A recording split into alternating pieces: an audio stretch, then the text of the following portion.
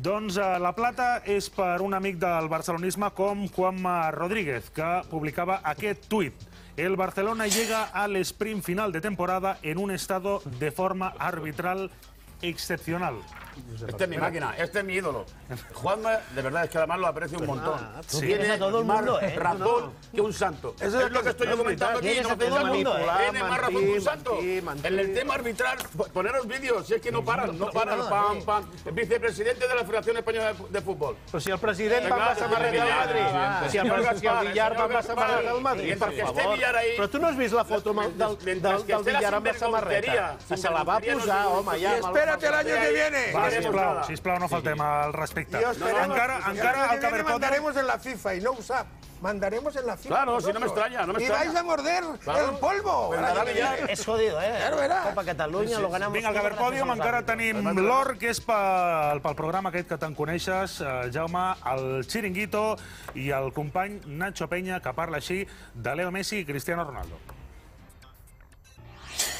En el partido de Vallecas hay una acción que al Barça le pitan fuera de juego y va a colación de este tema. Y Messi la acaba y acaba metiendo gol.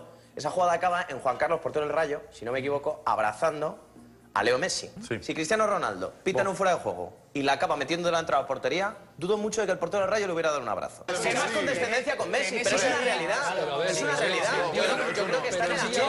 No pasa nada por reconocerlo. Fuera de juego, acaba la jugada, la mete dentro y le dan un abrazo. Que la haga Cristiano a ver qué pasa.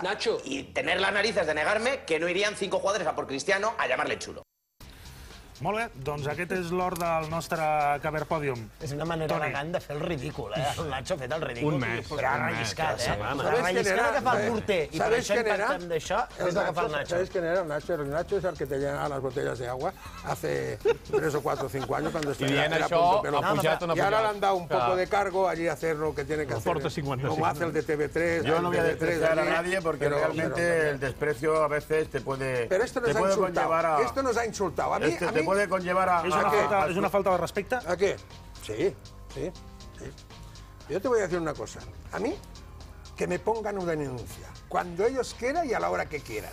Por eso digo lo que me da la gana. Pero no hay que menospreciar a ningún compañero porque es un compañero tuyo. No. Este nos ha faltado. Y acabo. Para mí no, para mí es uno de los... Nos ha faltado al Barça.